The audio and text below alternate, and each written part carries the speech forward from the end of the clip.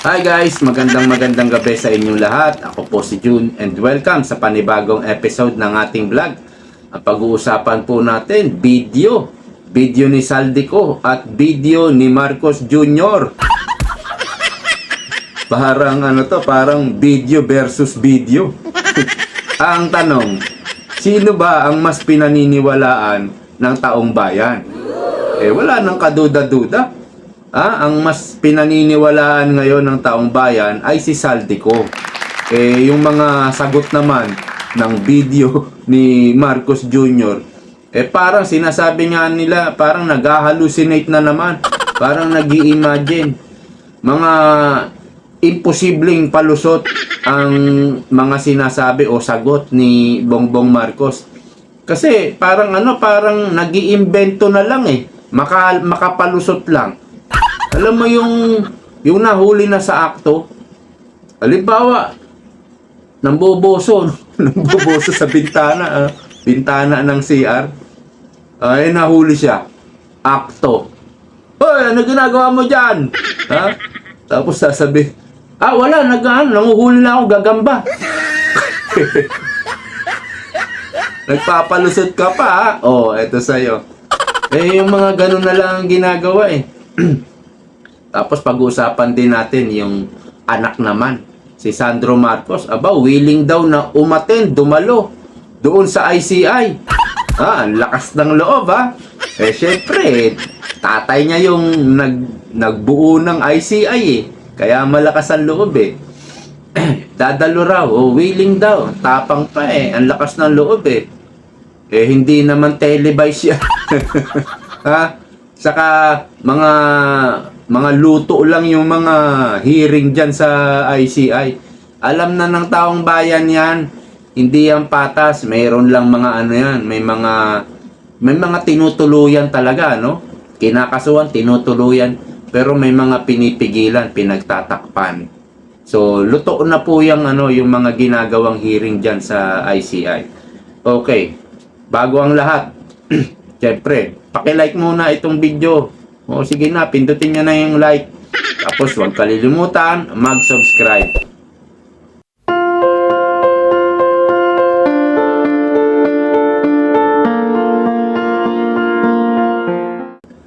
Alright, pero hindi na po tayo magpi-play ng video, Babasahin na lang natin yung mga caption. Ito yung sinasabi ni Bongbong Marcos. Nilapitan po kami ng abogado ni Saldico at nagtatangkang mag-blackmail na kung hindi po namin kakansilahin ang passport niya, hindi na raw siya maglalabas ng video. Ayan po yung huling parte. Napanood ko po yung actual na video nito Huling parte niya po sinabi ito At sinagot naman ng abogado ni Saldico. Ito yung sagot. Completely untrue. Hindi raw totoo, Mr. President. I have not spoken with anyone from the government. Hindi raw siya nakikipag-usap sa kahit iisang taong gobyerno to negotiate the stoppage of the videos for the passport. As I have always maintained, I have no control over the release of the videos. Hindi naman natin alam kung isa lang ba ang attorney o abogado ni Saldico. Kasi ang pagkakaalam ng abogado na to, si Rudy Rondain, attorney Rudy Rondain, siya lang ang nag-iisang abogado. Wala siyang alam na mayroon pang abogado si Saldico. So sino tinutukoy ni BBM? Ito ang hirap, Ito ang hirap. Etong sabi ni BBM, hihimayin natin, Nilapitan po kami ng abogado ni Saldico. Okay, nilapitan kayo ng abogado ni Saldico. Saan kayo nilapitan? Yan ang tanong. Saan kayo nilapitan? Halimbawa, may invitation ka, may convention sa Makati, halimbawa. Dapat ganun ang statement. Noong kami ay nasa Makati, nilapitan kami ng abogado ni Saldico. Mga 3:00 ng hapon. Dapat kompleto detalye. Kita mo? Hindi kompleto. Kasi pag kinukumpleto yung detalye, ha?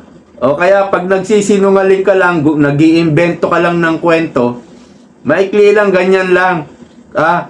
Limitado yung detalye. Walang detalye. Saan ka nilapitan, Mr. President? At anong oras ka nilapitan? At sino yung abogadong tinutukoy mo? Dapat pinangalanan mo. Di ba? O, hindi mo pinangalanan. O, tapos, nagtatangkang mag-blackmail. Kung hindi po namin kakanselihin ang passport niya, hindi na raw siya maglalabas ng video. Para sa akin, ang liit naman ng hinihiling ni Saldico. O, hindi ako maglalabas ng video. Pero wag mong kakanselahin yung passport ko. Ang liit na bagay. Dapat yung kung hihiling ka, magba-blackmail ka lang din, mas malaking bagay na ang hihilingin mo. Halimbawa, hindi na ako magpapalabas ng video. Pero wag mo kong ididemanda. Iurong mo lahat ng demanda sa akin. Yun dapat. Pero yung wag mo i-cancel yung passport, ganun din eh. May kinakaharap pa rin akong demanda at patong-patong yung kinakaharap kong demanda. May problema pa rin ako. Napakababaw. Yan po ay imbento lang ng kung sino-sino at isinalpak kay President Bongbong Marcos. Ito, sabihin mo. Yan po yung mga mga hallucination, mga naiisip ng mga yung nahuhuli sa akto na kung ano lang ang maisip na kwento, ayun ang isasagot. At meron pang sinabi si Bongbong Marcos, eto, come home. Bakit ka nagtatago sa malayo? Ako, hindi ako nagtatago. Sira ka pala. May immunity ka eh. Hindi ka pwedeng idemanda. Kaya, hindi na kailangan magtago. Bawal kang idemanda eh, dahil presidente ka eh. Meron kang immunity from suit. Si Saldico, bukod sa patong-patong na yung kanyang demanda, at pag nahawakan mo yan si Saldico, sigurado baka anong tawag nito? Bugbugin nyo, takutin nyo, kung ano yung gawin nyo, at pwedeng patayin nyo. Marami nang tumumba eh. Si Percy Lapid, meron nga yung bago, yung barangay. Diba? May mga tumutumba eh. Kaya safe siya doon sa ibang bansa. Kasi alam natin yung mga karakas ng mga yung mga deka-deka. Ng mga adik-adik ba? Alam natin yung mga parang may animal instinct yan eh. Biglang mangangagat na lang eh. Ganon yung mga deka-deka eh. Ito pa isa. Yung kay Toby Chanko.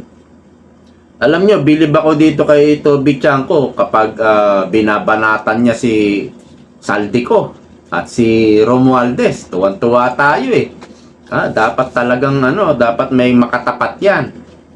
Pero this time, pinagtatanggol niya si Bongbong Marcos. Hindi tayo bilib dyan. Tapos yung kanyang pagtatanggol, ganito rin, no?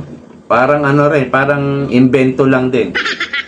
Rep Chanko, nasaksihan daw kung paano pinagalitan ni PBBM sina ex-speaker Romualdez. Napanood ko ito, unang interview nito, siguro mga ilang days na bago yung pangalawang interview na ganito rin yung sinabi niya. Inimbitahan daw siya ni Bongbong Marcos sa Malacanang at nagkaharap-harap sila. Si speaker nandoon, si Saldico, si BBM, at si Chanko. Nagtataka raw nga si Chanko, bakit pa siya inimbita? Hindi naman siya kinakausap. Ang kinakausap lang si Saldico at si Romualdez. At pinapagalitan daw, sinisigawan daw. Kayo, kinukuha nyo lahat ng pondo. Ganyan. Wala nang natira, wala nang napunta sa mga big ticket projects ko. Pinapagalitan daw. Sa loob-loob ko, Alam pala ni Bongbong Marcos, nagnanakaw yung pinsan niya. Alam pala ni BBM, nagnanakaw yung si Saldico. O anong ginawa niya? Pinirmahan pa rin yung budget. Alam mo nang may mga depekto. Bakit pinirmahan mo pa rin yung budget at hindi mo naman sinabi sa publiko? Pera ng bayan 'to eh. Pera ng bansa 'yan eh. Dapat pinag-alam mo sa publiko. O kaya naman, direkta mong kinasuhan. Wala eh. Hinahayaan. So, yan ang neglecting of duty. Hindi mo pinahalagahan ang pera ng bayan. Tax ng bayan yan. Hindi mo pinahalagahan ang taong bayan. Wala rin tong kwenta na, na pagtatanggol depensa ni Toby Chanko sa presidente. No bearing po ito. At sasampal lang to sa mukha ni PBBM. Kaya mahirap talagang mag-imbento ng kwento. Mahirap talaga kung hindi ka sanay na babaero. Diba? Ang hirap di ba yung pag hindi ka sanay mambabae at ang kakaharapin mo na yung misis mo na paano ka magpapalusot, hindi ka sanay, talagang masasampal ka eh. Ganun ang mangyayari sa'yo. Babalik sa'yo yung sampal. Kaya, sana, mas maganda yata kung umamin na rin si Martin Romualdez. Matindi yun. Matindi yun. Aklasan na talaga yun. Baka mag-withdraw na ang AFP at ang mga kapulisan. Pag si Martin Romualdez na ang kumanta. Pero relax pa si Martin, di ba? Kahit sasampahan na siya ng plunder, walang piyansa ang plunder. Meron pang bribery. Pero bakit relax si Martin? Hindi pa nag-iimpake. Bakit hindi pa lumilipad? Kasi lulutuin lang din ni Remulla yung kaso niya sa ombudsman. Hindi yan makakarating ng Sandigang Bayan. Sa ombudsman pa lang, absuelto na yan. So, yan po ang sigurong, yan yung nakikita natin. Kasi relax lang si Martin eh. Kung hindi siya sigurado sa kalalagyan niya, yan, tatakbo na yan. Or, baka laban na talaga si Bongbong Marcos at si Martin Romualdez. Pero dito parang may drama lang tayong nakikita. Okay, punta na tayo dito kay Sandro Marcos. Ito po yung sulat niya, nagbigay siya ng sulat sa ICI na handa siyang dumalo kung siya ay ipapatawag. At ito nga yung kanyang statement. Let me state this clear and without hesitation. Lakas ng loob I am willing to appear before the commission at any time. Kahit anong oras daw I welcome the opportunity to shed light on any matter that may assist your review. I stand ready to cooperate, answer questions, and provide any clarification needed to move this investigation forward. Majority Leader Sandro Marcos. Handa raw siyang i-answer ang questions. Yung sinasabi pa lang ni Sandro Marcos, na 50 billion na insertion mo at kumita ka ng 25% na nagkakahalaga ng 12.5 billion. Biruin mo, 50 billion, gumuguho lang. Ang dami na pong magagawa ng 50 billion. Ang dami ng tapos nasayang lang. Napunta lang sa bulsa ni Sandro Marcos, napunta sa bulsa ng kontraktor, or baka siya din ang kontraktor. O di ba sinasabi ni Toby Chanko, yung mga congressman, sila na rin ang kontraktor. Sinabi rin niya ni Magalong, sila na yung nagpondo, sila yung kontraktor, sila na rin yung supplier. Lahat kanila na, para wala nang kahati.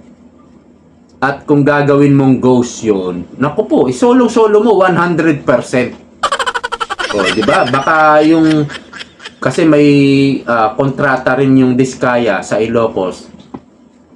Baka ginamit lang yung pangalan ng Diskaya at mayroon lang silang balato. O ito, gamitin namin. Parang re-rentahan lang yung lisensya nila.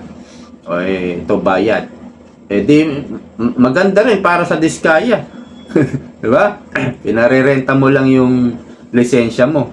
Pero, Sandro Marcos, alam namin ang nagbuo ng ICI ay yung tatay mo. Kaya napakalakas ng loob mo, di ba? Oh. Hindi pa tinetelevised, hindi pa live ang ICI. So, wala kaming makikita. Kaya, matapang ka na humarap. Willing ka to appear. Hindi naman kasi makikita yan ng sambayan ng Pilipino. Bakit bakit hindi mo yan sabihin sa Blue Ribbon Committee? Oh, I'm willing to appear. Ha? O wala akong kinatatakutan. Lahat ng question sasagutin ko. Ano kaya kung imbitahan siya ng Blue Ribbon Committee? Kumasa ka kaya? Hindi siguro. Hindi lang siguro. Sigurado. Hindi ka a-attend. Ha? At gagawin mong palusot yung legislative courtesy. Yun ang gagawin mong palusot. Siguradong hindi ka a-attend doon. Diyan ka lang matapang. Tatay mo bumuo niyan eh. Ito mga tulisan. Ha?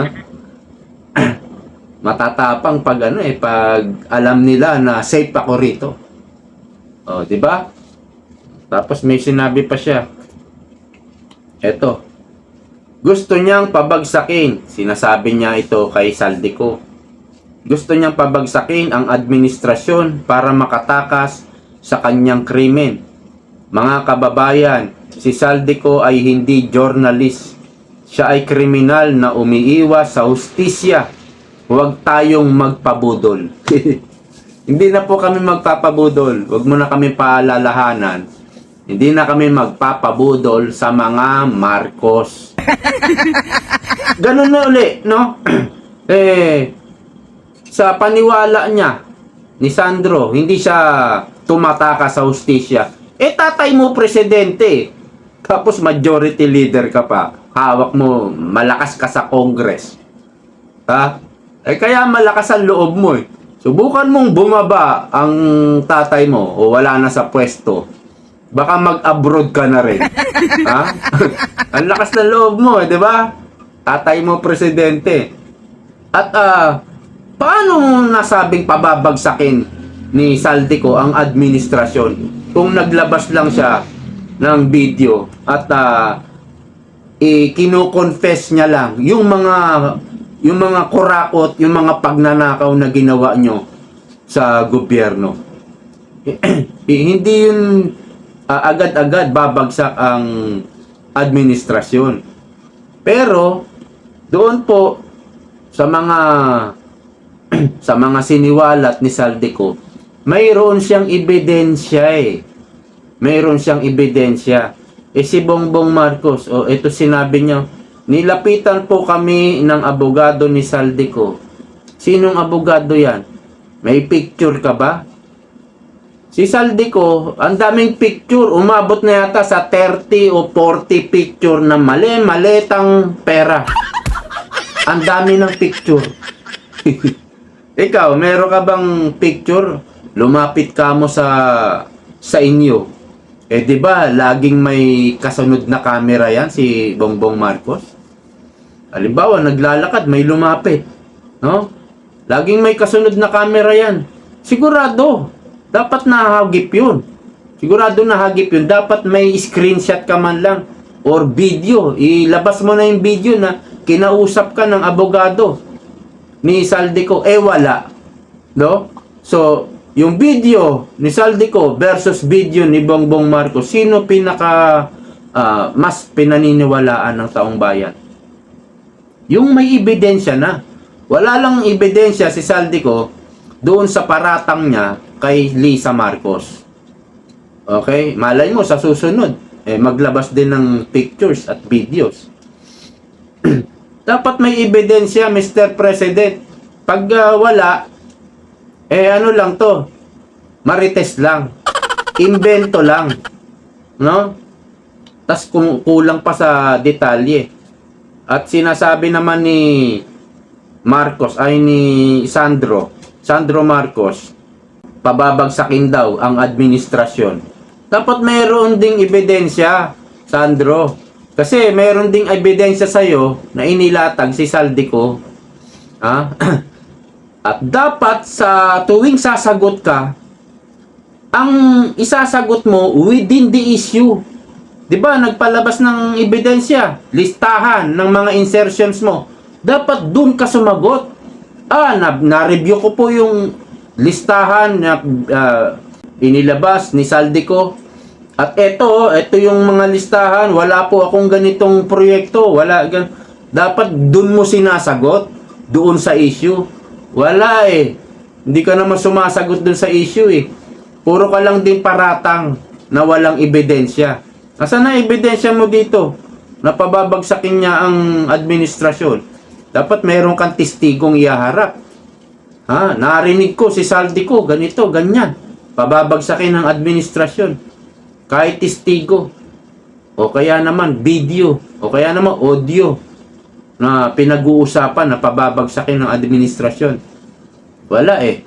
Si Saldico may ebidensya. Kayo, puro invento lang ang pinagsasabi nyo. Wag pabudol. Wala yan. Ano yan eh. Napakababang palusot niyan eh. Wag pabudol. Hindi na nga kayo pinaniniwalaan ng taong bayan eh. Wala po itong ganitong klaseng argumento. Hindi na kinakagat yan ng taong bayan. Hindi niya pinaniniwalaan. At yung investigasyon na gagawin daw ni Ridon.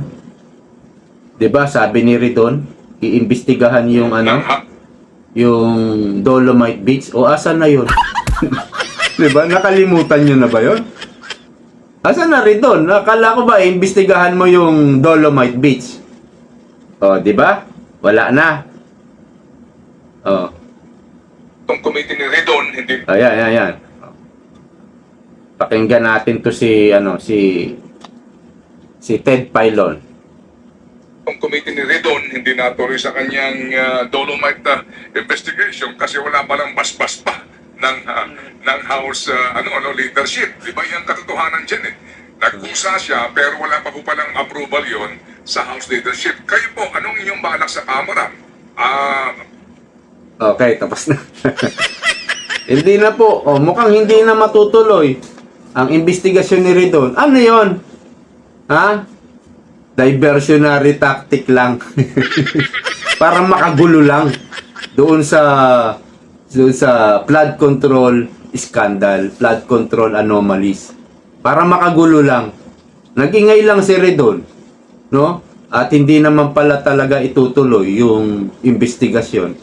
Nagpa-media, interview, alam mo yon, para makadagdag lang sa ikagugulo ng flood control na yan. Yan ang ginagawa ng administrasyon. Pero hindi nyo na matatakpan itong napakalaking nakawan na ginawa nyo.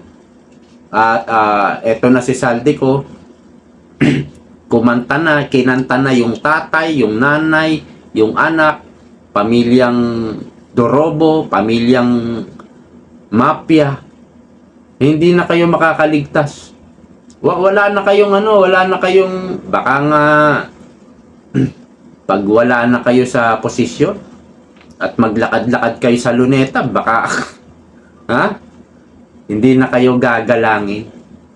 Pakasaktan pa kayo ng taong bayan sa dami ng ninakaw nyo. Bilyong-bilyon, daang bilyon, at umabot na sa trilyon na hindi na pakinabangan ng taong bayan. Trilyon dahil maraming mga utang na hindi naman natin alam kung saan na napunta. Excuse. Bueno, tatapusin na po natin ang video nito. See you po next time. Bye-bye.